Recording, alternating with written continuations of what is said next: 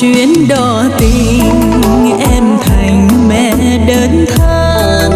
anh bỏ em đi rồi khi mặc người đơn